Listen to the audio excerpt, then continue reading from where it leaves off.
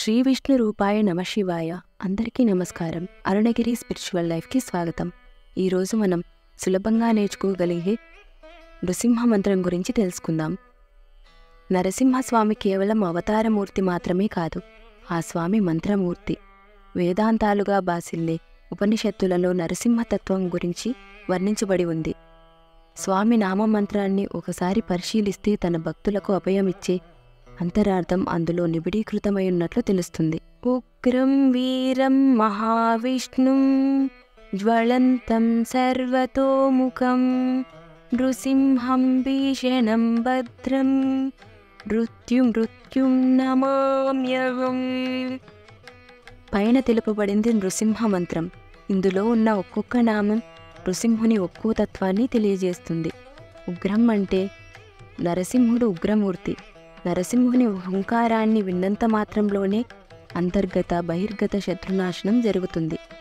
వీరం అంటే సకల కార్యకారణాలకు మూలంగా ఉన్న శక్తిని వీరం అంటారు.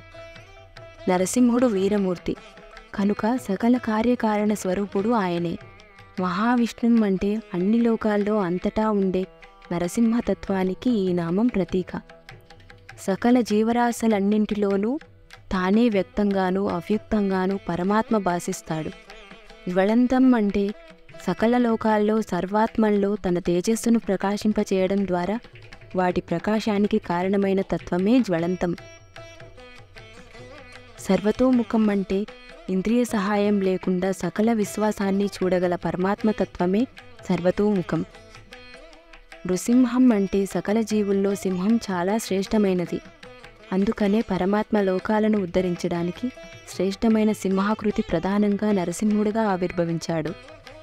భీషణం అంటే నరసింహుని శాసన శక్తి ప్రతీక భీషణతత్వం. అత్యంత భయంకరమైన రూపమిది.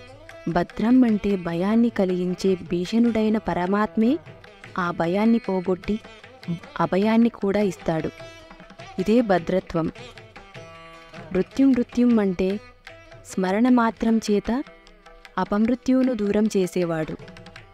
మృత్యువుకే మృత్యువైన వాడు నరసింహుడు మాత్రమే. మృత్యువును కలిగించేది, మృత్యువును తొలగించేది కూడా ఆ స్వామి అనుగ్రహమే. ప్రతిరోజు పఠిద్దాం. స్వామి కృపా కటాక్షాలను అనుగ్రహాన్ని పొందుదాం.